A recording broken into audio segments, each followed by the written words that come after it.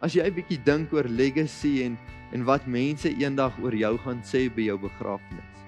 Is jy op 'n plek waar jy God uitdra? Wil jy die Here dien met oorgawe in jou hele hart? Of gaan mense hier kom sit uit common courtesy vir die familie? Net jy kan daai keuse.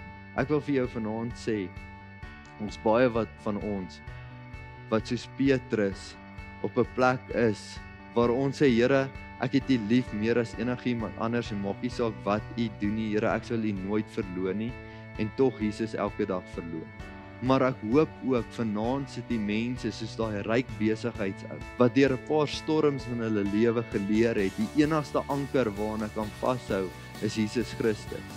En maak nie saak die storm waardeur ek nou gaan nie, dit gaan nie my gemoed verander nie, dit gaan nie verander hoe ek die Here dien en hoe ek die Here liefhet nie, want ek dien en ek het hom lief met my hele hart en my hele lief.